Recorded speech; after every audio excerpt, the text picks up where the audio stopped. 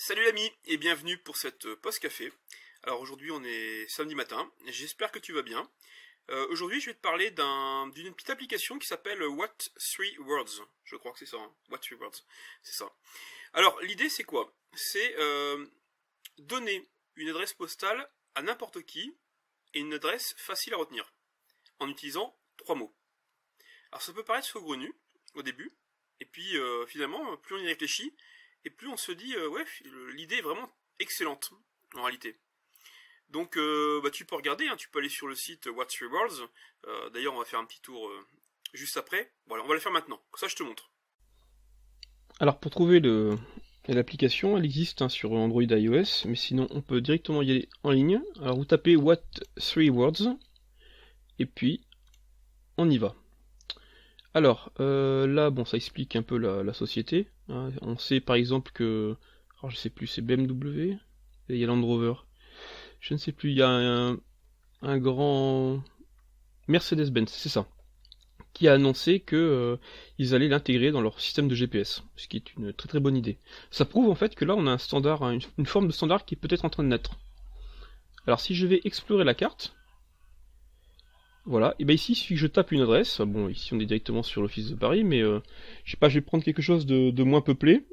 Là je suis tombé sur des locaux un peu entreprises. Mais pour vous donner un exemple, ici, ah je suis en anglais, il faudrait que je passe en français. Je ne sais plus comment on fait. Je crois qu'il faut faire, voilà, le langage, on change, on met en français, c'est plus sympa.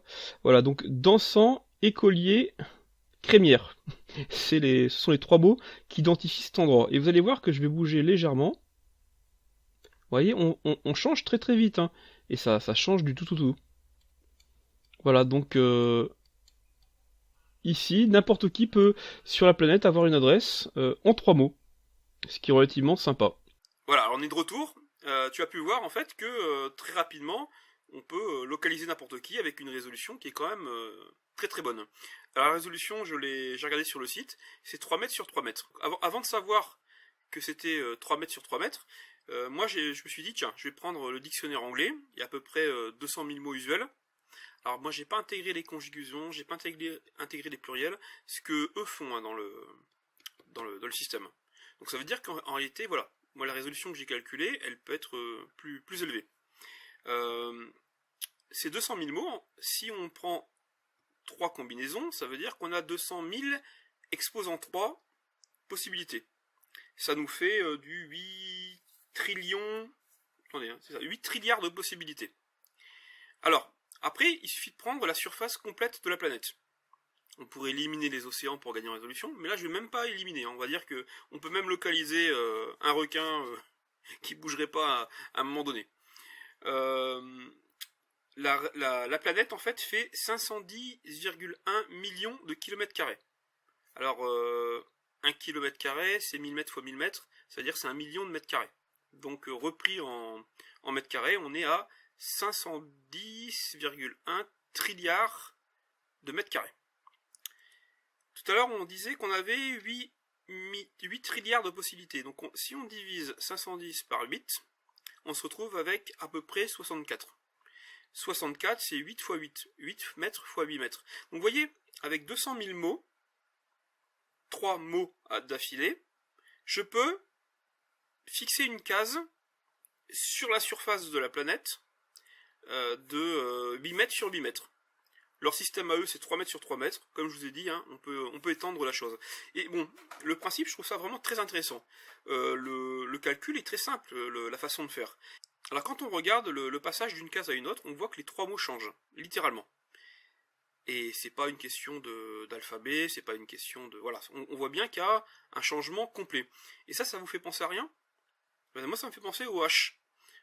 Quand on fait, par exemple, un H sur un fichier, on veut que si un octet même une lettre de ce fichier change, on veut que ça change totalement la tête du... Enfin, le hash au complet, c'est-à-dire l'encodage. Le hash, c'est une sorte de digestion du fichier, qui fait que si vous avez un fichier qui fait 2 mégas, on peut avoir un hash qui va faire seulement 20 caractères, par exemple, et ce hash, en changeant très peu le fichier, il va changer totalement.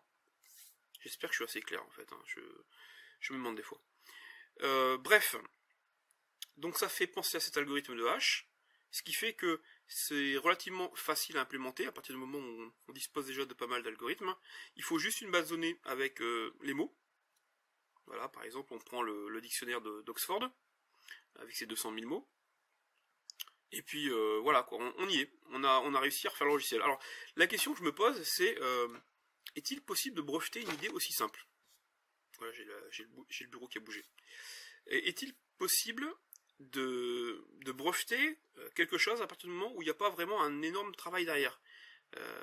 Alors c'est vrai que, je sais pas moi, celui qui invente la cuillère double pour manger 2 fois plus vite, vous direz il n'y a peut-être pas non plus de grands développements. Il me semblait quand même que pour faire un dépôt de brevet, il fallait quand même prouver qu'il y avait une forme de travail, d'ingéniosité, enfin quelque chose de nouveau. Là, on utilise des librairies de hash qui, à mon avis, sont très très peu modifiées, une base de données, puis c'est une idée surtout. L'idée est très bonne, j'avoue. Mais peut-on breveter ce genre de choses? Comment une start-up peut baser tout sur une idée aussi simple, sachant que quelqu'un d'autre pourrait le reproduire? Moi, je sais pas, je pense que j'en ai pour 2 heures de travail pour refaire leur système. Pas plus compliqué, je me base sur les coordonnées GPS, voilà, avec un accès à l'API Google Maps, on me donne telle adresse ou tel pointage sur la carte, je renvoie telle coordonnée GPS, à partir de ce moment-là, je simplifie en partie la coordonnée GPS, je réalise un hash dessus, et j'envoie mon hash je transforme en numéro pour récupérer les mots dans une base de données. C'est vraiment pas compliqué. Alors comment une startup peut fonctionner là-dessus? Voilà, je m'interroge. Mais bon, voilà, l'idée est bonne, je voulais la partager avec toi, et puis savoir ce que t'en pensais, et, voilà. Et puis, écoute, à demain pour la prochaine pause café. Ciao, ciao.